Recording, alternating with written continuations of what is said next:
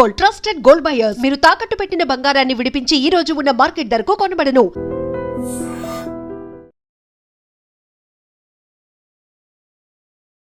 నమస్కారం, welcome to I dream. ధర్మ మార్గం విత్ విజిత కార్యక్రమానికి స్వాగతం.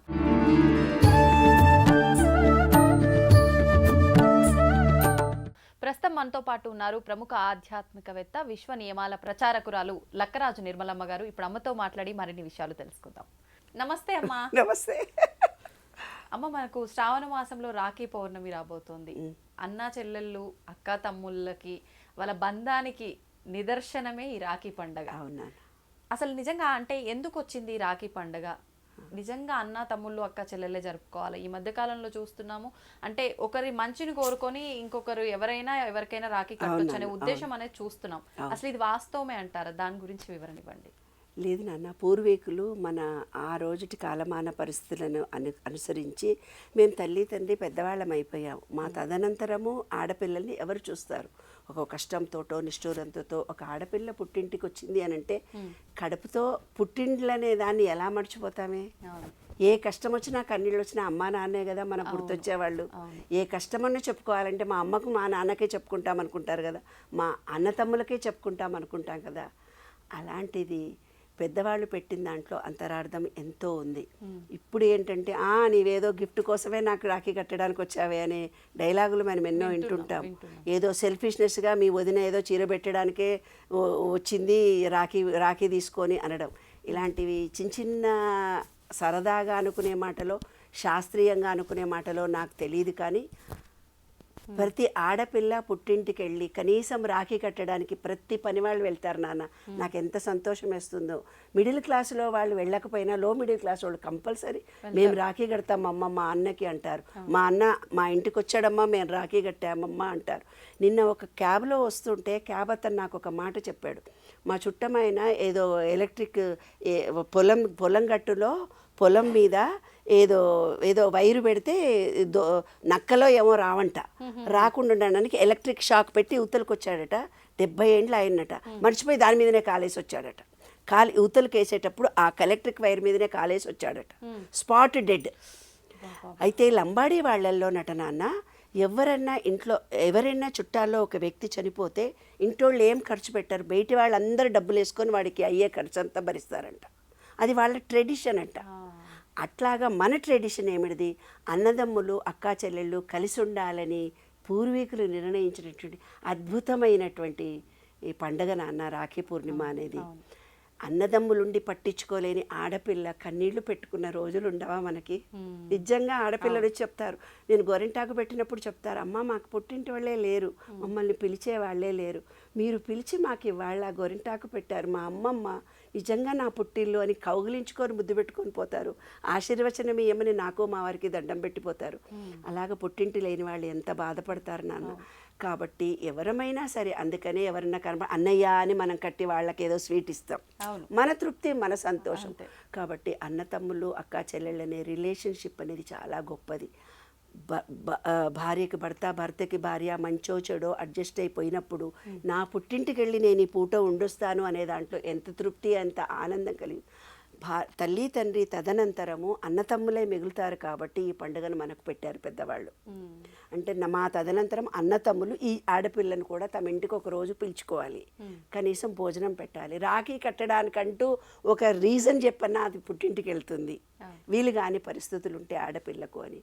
చాలా అద్భుతమైనటువంటి పండుగ నాన్న. అన్నదమ్ములు అక్క చెల్లెళ్ళు సరదాగా సంతోషంగా ఇప్పుడు రంగోలీ చేసుకుంటారు. రంగోలీ చేసుకున్నట్టుగానే వెళ్ళి మంచిగా అన్న తమ్ముళ్ళను కూర్చునిపెట్టి బొట్టు పెట్టి చక్కగా రాఖీ. తెలంగాణలో కాదు, నార్త్లో కూడా చాలా విశేషంగా జరుగుతుంది. నార్త్ వాళ్ళకైతే చాలా గొప్ప పండుగ ఇది. రాఖీ రాఖీ రాఖీ రాఖీ అని రకరకాల రాఖీలు తయారు చేస్తారు.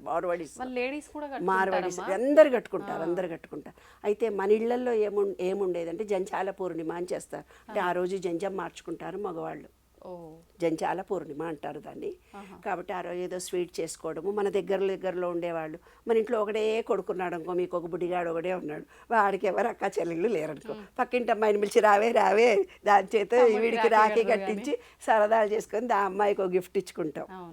ఏదైతే మనం విశ్వంలో ఒక గిఫ్ట్ రూపంలో ఏది ఇచ్చుకుంటామో మళ్ళీ మనకి ఏదన్నా రిటర్న్ రావడానికి ఈ విశ్వానికి ఎప్పుడు అందరికీ మంచి చెడులు చూస్తూ ఉండాలి. వాళ్ళ నుంచి ప్రేమ అందిస్తే ప్రేమ పొందుతాము, ఫిజికల్ వర్క్ చేస్తే ఫిజికల్ వర్క్ పొందుతాము, ఫైనాన్షియల్ హెల్ప్ చేస్తే ఫైనాన్షియల్ హెల్ప్ పొందుతాము, మాట సహాయం చేస్తే మాట సహాయం పొందుతాము అని మన పూర్వీకులు ముందుగానే ఆలోచించి పెట్టినటువంటి పండుగలు. సరదాగా పండగ చేసేద్దాం, వంటలు అన్నీ వండేద్దాం, పక్కింటి వాళ్లకు పంచేద్దాం. ఇప్పుడు స్వీట్స్ చేసి తినేవాళ్ళు ఎవరున్నారే బాబు కదా. ఇంట్లో 9 రకాలైన స్వీట్లు వరలక్ష్మి పూజ నాడు చేస్తే తినేవాళ్ళు ఎవరు లేక 5 చేస్తున్నారు, తర్వాత 3 చేస్తున్నారు, తర్వాత ఒకటి ఇప్పుడు స్వగృహ ఫుడ్స్లో దొరికినది చేసి ఆరగింపు పెట్టేస్తున్నాము. అంతే టెక్నాలజీ చాలా మారిపోయింది. మనకే మనం కూర్చున్న చోట అంతా వచ్చింది. కానీ అవన్నీ కూడా తినాలనే మన పెద్దవాళ్ళు పెట్టారు. కాబట్టి చక్కగా స్వీట్స్ తెచ్చుకోండి, తినండి. స్వీట్స్ తినని వాళ్ళు మేము తింటూ ఉంటే మీరు చూసి ఆనందించండి. అంతే కదా మరి. ఎందుకమ్మా స్వీట్ తినని వాళ్ళకి కూడా రకరకాల అవకాశాలు వచ్చినాయి కదా. డ్రై ఫ్రూట్స్తో చేసుకుంటున్నారు మా స్వీట్స్, డ్రై ఫ్రూట్స్తో చేసుకుంటున్నారు స్వీట్స్. ఎన్నైనా తినొచ్చు. నేను మా ఆయన ఇద్దరం మేము కాశీలో స్వీట్లు వదిలిపెట్టొచ్చు. ఏంది స్వీట్స్ మొత్తం పాకం పట్టేవి నేను వదిలిపెడితే మా ఆయన నేను కూడా వదిలిపెడతా అన్నాడు. విను అయిన తర్వాత బెల్లంతో చేసిన బొబ్బట్లు తింటాను, అరిసెలు తింటాను, సున్నుండలు తింటా. బెల్లంతో చేసినవి పాకంవి తినాము, అన్ని తింటాను. షుగర్ కాకుండా ఇవన్నీ బెల్లం. అరిసెలు తింటాను, సున్నుండలు బెల్లం పాకమే, చక్కెర కాదు కదమ్మా. చక్కెర పాకం వదిలిపెట్టాం. మళ్ళీ అందులో కూడా ఏవో ఇది దేవుడి ప్రసాదం అని తినను. అప్పుడు మళ్ళీ మన శివుడి దగ్గరికి కాశీ మళ్ళీ వెళ్ళి, నాన్న అరటిపండు తినొద్దాం, పొటాషియం లెవెల్స్ తగ్గిపోతే మేము తింటాము. మా అల్లుడికి బోలెడు తోట ఉంది, అరటిపండు తినాలనిపిస్తుంది. విను మా ఆయన అరటిపండు తిందామే, నీ తోటల్లో కూర్చొని అరటిపండు తినొద్దండి చాలా ఫీల్ అవుతున్నాను, స్వీట్లు తినొద్దండి అంటే దొంగ ఆ స్వీట్ ఇది కాదు, ఇది బెల్లంతో చేసింది, ఇది బేయుడు దాంట్లో తినడం. మళ్ళీ మేము కాశీకి వెళ్ళి శివుడికి దండం పెట్టుకొని మా జీవితకాలం అయిపోయింది శివ, అన్నీ తింటాము నువ్వేమీ అనుకోకని చెప్పొచ్చాం. ఇప్పుడు అన్నీ తింటున్నాం.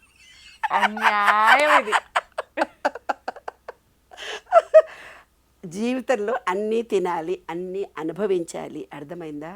కాబట్టి అందరూ ఎంజాయ్ చేయండి, అన్నీ తినండి. అది మన కోసం మనం స్ట్రిక్ట్గా ఏర్పరచుకున్న భావన మాత్రమే. మనం అహంకారాన్ని, కోపాన్ని, స్వార్థాన్ని విడిచిపెట్టాలే తప్ప స్వీట్లు పండ్లు వదిలిపెట్టాల్సిన అవసరం లేదు. మనం పుట్టింది తినడానికి, ఎంజాయ్ చేయడానికి. ఏ సత్యాన్ని మనం గ్రహిస్తామో ఆ రోజు నుంచి మనం ఆనందంగా ఉంటాం. జీవిత సత్యాలు అంతే. ధన్యవాదాలు. తవ్వండి, తవ్వుతూనే శివలింగం సరే దాన్ని అట్లా కప్పేసేయండి, చూపించదండి. మూర్తి పూజ కాదు, సాక్షాత్ బ్రజేంద్ర నందన భగవాన్ ఉన్నారు మూర్తిలో. ఏమీ ఆశించకుండా ఆరాధించే వాళ్ళు కూడా ఉన్నారా ప్రభుజీ? నిజమైన భక్తి అంటే మనకు తెలియదు కాబట్టి